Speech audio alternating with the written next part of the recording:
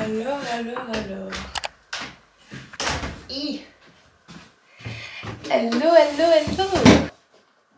Alors, est-ce qu'on est bien cadré? Sauf s'ils font pas des trucs chelous, non. Hello, j'espère que vous allez bien. Bienvenue dans une nouvelle vidéo sur ma chaîne YouTube. Si on se rencontre sur cette vidéo, je suis ravie de vous avoir ici. Bienvenue. Je m'appelle Marion-Louisa et j'ai choisi de ne pas acheter de vêtements neufs pendant un an pour repenser ma consommation de la mode en essayant de trouver des alternatives à acheter neuf, soit en achetant de seconde main, soit en faisant de la couture. Et je pars dans un mois pour un tour de France à la découverte des savoir-faire dans la mode.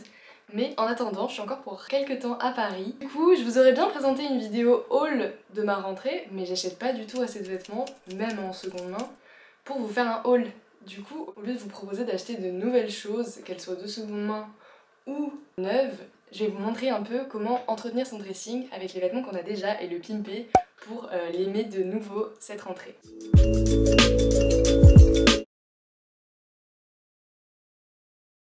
Parlons un peu chaussures. Je suis un peu maniaque des chaussures parce que je trouve que ça définit beaucoup de comment on prend soin de nous. Donc j'ai des chaussures en cuir, des chaussures en toile, des sneakers un peu techniques et encore des chaussures en cuir. On va commencer par les baskets. Pour pouvoir prendre soin des baskets, j'ai besoin d'aller acheter quelques petits trucs au supermarché et je vous emmène avec moi. Ça c'était pas prévu, mais ça a l'air sympa, alors je vais quand même essayer. J'ai trouvé tous ces petits trucs d'entretien que je vais tester. Alors j'ai pris un truc pour raviver le blanc, qui est cuir toile et synthétique. On va voir si ça marche. Hop, un cirage noir pour les chaussures noires. J'ai essayé le percarbonate de soude, donc c'est un truc qui marche hyper bien pour blanchir apparemment. Notamment le linge, on essaiera après. Et du coup il fallait l'allier avec des cristaux de soude. Bon là ça m'a coûté un peu cher parce que je l'ai acheté dans un petit magasin à côté de chez moi, 13,90 €. Mais je pense que sur Amazon on peut le trouver beaucoup moins cher. Donc, je vais commencer par les lacets. On va faire une petite préparation avec le percarbonate de soude et les cristaux de soude. On va commencer par mettre des gants. Faire bouillir de l'eau, la mettre dans une bassine, mettre 2 cuillères de percarbonate de soude et 2 cuillères de cristaux de soude. Ensuite, on met les lacets dedans.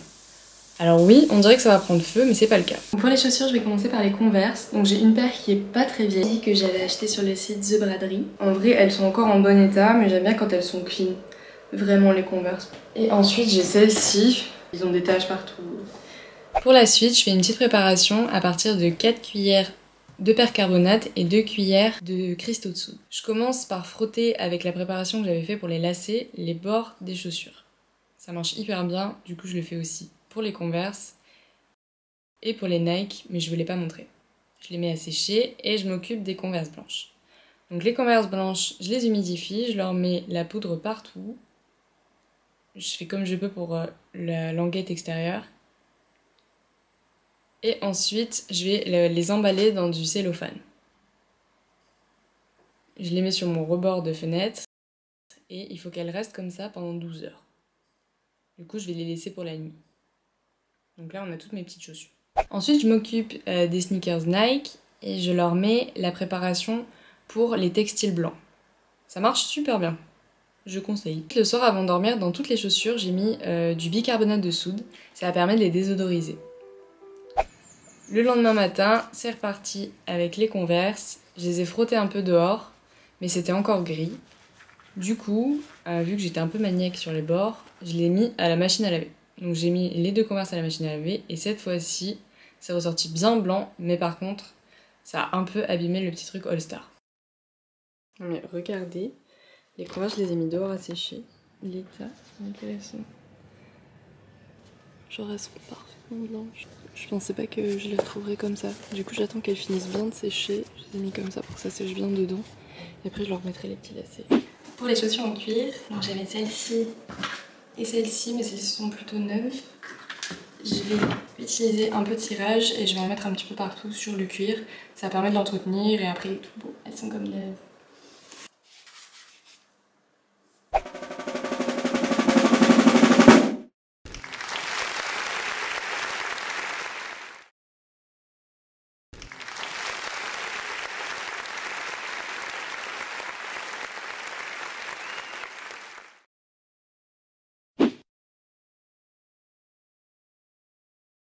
Un autre type de pièce de notre dressing qui devient moins beau avec le temps et qui a tendance à se ternir, c'est tout ce qui est les vêtements blancs.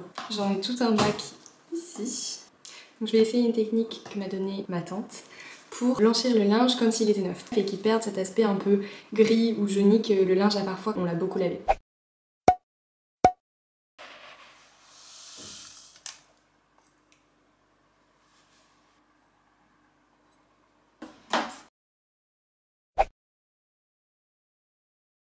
En vrai, il est bien blanc.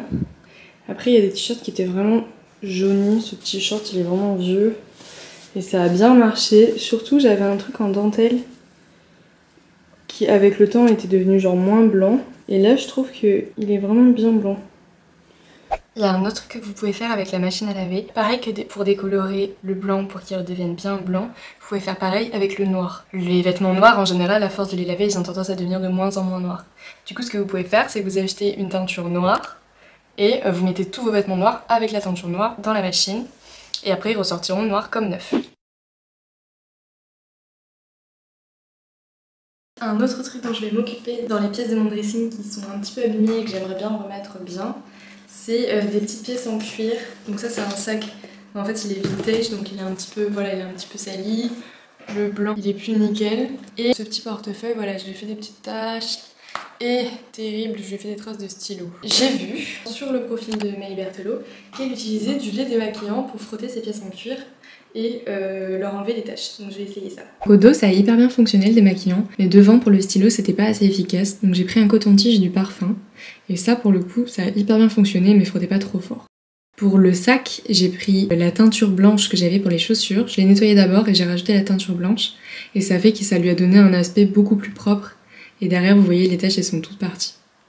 Donc au final, nickel pour le portefeuille. Même les taches de stylo, toutes parties. Sac en cuir et portefeuille comme neuf. Il y a une technique que j'utilise depuis longtemps qui permet en fait de retrouver ses vêtements à chaque saison et d'avoir l'impression d'en avoir des nouveaux parce que ça fait longtemps que vous les avez pas vus, du coup vous êtes content de les retrouver. C'est de faire des petites boîtes avec mes vêtements de chaque saison. Bon, je fais pas printemps, été, automne, hiver, je fais hiver et été. Et du coup, quand l'été commence, je reprends tous les vêtements de l'hiver et je les mets dans une petite boîte.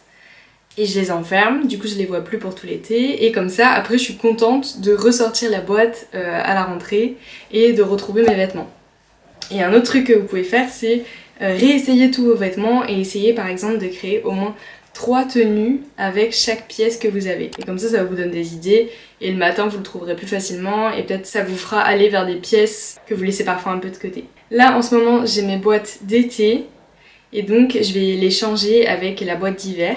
Mais pensez à protéger vos vêtements, à mettre de l'antimite et moi je les ai mis dans un sac à compression. C'est un truc que j'ai acheté dans une petite boutique à côté de chez moi où vous mettez tout dans le sac et vous aspirez. Comme ça évite qu'il y ait des odeurs ou de l'humidité qui se mettent dedans. Du coup maintenant je vais vous montrer une technique pour prendre soin des pulls. Le grand danger pour les pulls c'est qu'ils se fassent manger par les mites dans les placards. Du coup n'oubliez pas de mettre... Hop, ah bah, il y en a deux, je sais pas pourquoi. Des petits trucs pour les mites. Alors il y a peut-être des techniques plus naturelles, mais moi je les connais pas.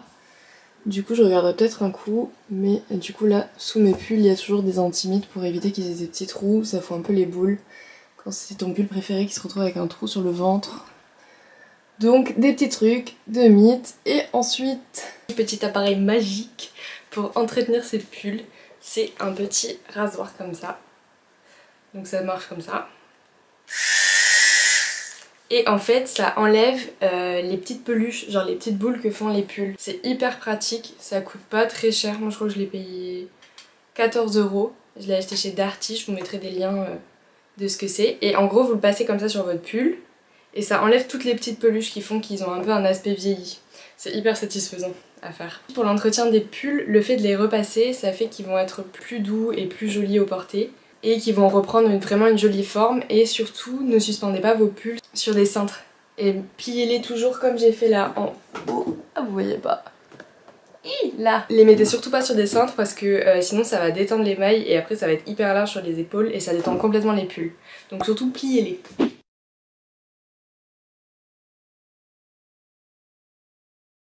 Pour pimper les vêtements que vous avez déjà et que vous portez plus trop, j'avais fait une petite vidéo pour transformer son dressing sans couture. Donc vous pouvez le faire en cousant ou sans couture et là vous voyez les différentes transformations que j'ai fait dans cette vidéo et je vous la mets en lien si ça vous intéresse d'aller la voir. Il y a plein d'astuces pour pimper des vêtements que vous aimez plus ou qui ont un style qui vous plaît plus.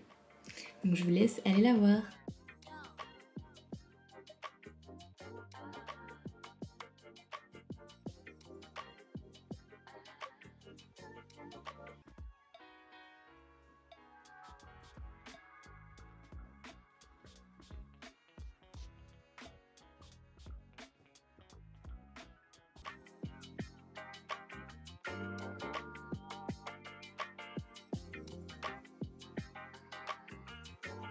J'espère que toutes ces astuces vous auront plu et je suis pressée de vous retrouver pour une nouvelle vidéo. A bientôt!